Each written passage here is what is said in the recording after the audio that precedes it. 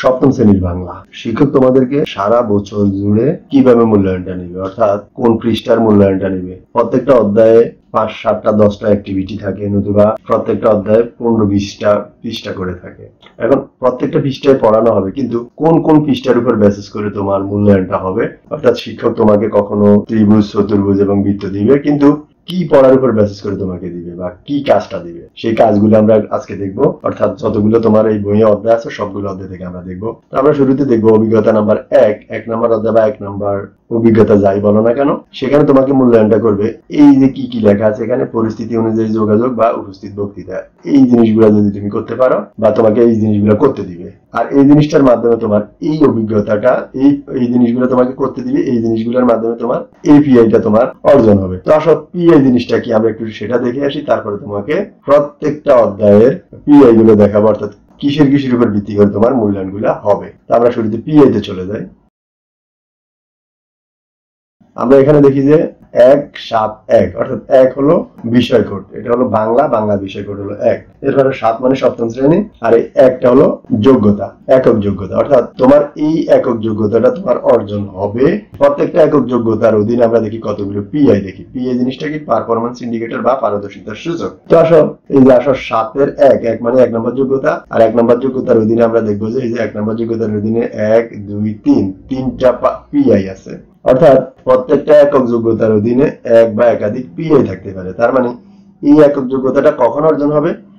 যদি তোমার মাঝে এই পিআইটা থাকে, এই পিআইটা অর্থাৎ এই তিনটা পিআই এর গুণাগুণ তোমার মধ্যে থাকে, তখন তোমার মধ্যে এই একক যোগ্যতাটা তোমার মধ্যে অর্জন হবে। তার মানে প্রত্যেকটা একক যোগ্যতার অধীনে আমরা দেখবো 1টা, 2টা বা কয়েকটা পিআই থাকবে। তো আসলে এর মূল্যায়নটা তোমাকে কিভাবে নিবে? তার মানে এই পিআই নাম্বারটা হলো এইটা, ওকে। তার মানে এটা তোমার মধ্যে থাকার কথা। তো এর মূল্যায়ন এই থাকার মধ্যে যদি শিক্ষক তোমার মধ্যে এই আইডিয়াটা পায়, তখন তোমাকে দিবে ত্রিভুজ। এই আইডিয়াটা থাকলে তোমাকে দিবে বৃত্ত, আর এই আইডিয়াটা তোমার মধ্যে থাকলে তোমাকে দিবে চতুর্ভুজ। তো আমরা দেখলাম প্রথম একক যোগ্যতার মধ্যে দেখলাম 3টা পিআই। এরপরে আসা দ্বিতীয় একক যোগ্যতার মধ্যে আমরা দেখলাম 1টা পিআই। এইভাবে আমরা সবগুলো দেখতে থাকবো। 3 নম্বরে যেটা আছে, 3 নম্বর একক যোগ্যতায় আমরা দেখলাম যে 1, 2, 3 তিনটা পিআই। 4 নম্বর একক যোগ্যতা আছে 1টা, 2টা পিআই। 5 নম্বর একক যোগ্যতা আছে 1, 2, 3 তিনটা পিআই। 6 নম্বর একক যোগ্যতার মধ্যে আছে 1টা পিআই। 7 নম্বর একক যোগ্যতার মধ্যে আছে 1টা, 2টা পিআই। তার মানে আমরা পিআই এর সাথে পরিচিত হলাম। এবার আমরা চলে যাব প্রতিটা অধ্যায়ে কোন কোন অ্যাক্টিভিটি, কোন কোন পৃষ্ঠার কাজগুলোর মাধ্যমে এই পিআই গুলা নির্ণয় করা হবে। আমরা একটু আগে দেখলাম যে অভিজ্ঞতা শিরোনাম 1 অর্থাৎ প্রথম অধ্যায়ের মধ্যে এই কাজগুলোর মাধ্যমে এই কাজগুলোর মূল্যায়ন নেওয়া হবে এবং আমার এই পিআইটা অর্জন হবে। এরপরে আসো একই অধ্যায়ের মধ্যে আমার এই কাজগুলো শিক্ষক আমার কাছ থেকে বা তোমাদের কাছ থেকে নিবে, আর এর মাধ্যমে তোমার এই পিআইটা অর্জন হবে। একই অধ্যায়ের এই কাজগুলো তোমার কাছ থেকে নেওয়া হবে, এই যে পৃষ্ঠা নাম্বার সহ দেওয়া আছে, এই কাজগুলো তোমার কাছ থেকে নেওয়া হবে এবং তোমার এই পিআইটা অর্জন হবে। এবার আসো অভিজ্ঞতা শিরোনাম 2 অর্থাৎ দ্বিতীয় অধ্যায়। তোমার কাছ থেকে এই সবগুলো আইডিয়া নেওয়া হবে, এই সবগুলো তোমার কাছ থেকে শিক্ষক ক্লাসে বিভিন্ন সময়ের মাধ্যমে নেওয়া হবে, আর তোমার এই পিআইটা অর্জন হবে। এরপরে আসো অভিজ্ঞতা শিরোনাম 3 অর্থাৎ 3 নম্বর অধ্যায়ে এই পৃষ্ঠার কাজগুলো তোমার কাছ থেকে স্টেপ বাই স্টেপ নেওয়া হবে এবং এরই মাধ্যমে তোমার এই পিআইটা অর্জন হবে। এরপরে আসো একই অধ্যায়ের এই পৃষ্ঠার কাজগুলো তোমার কাছ থেকে নেওয়া হবে এবং তোমার এই পিআইটা অর্জন হবে। এবং একই অধ্যায়ের এই পৃষ্ঠার কাজগুলো নেওয়া হবে এবং এই সবগুলো পৃষ্ঠার কাজের মাধ্যমে তোমার এই পিআইটা অর্জন হবে। এরপরে আসো অভিজ্ঞতা নাম্বার 4 ও 5। 4 ও 5 এর মধ্যে তোমার এই যে এখানে কতগুলা কাজ দেওয়া আছে, এই সবগুলা কাজ তোমার কাছ থেকে নেওয়া হবে। এই নেওয়ার মাধ্যমে তোমার এই পিআইটা অর্জন হবে।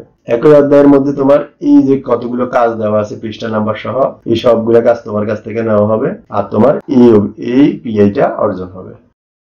পাশাপাশি এখানে কি কি কাজ আছে, এই যে সবগুলা কাজের সাথে আরো কয়টা কাজ যুক্ত করা হবে, এই সবগুলা কাজই থাকবে তোমার, এই সবগুলা কাজের মাধ্যমে তোমার এই পিআইটা অর্জন হবে।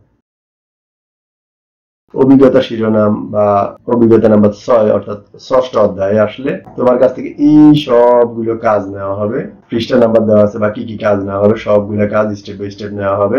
এই নেওয়ার মাধ্যমে তোমার এই পিআইটা অর্জন হবে, ওকে।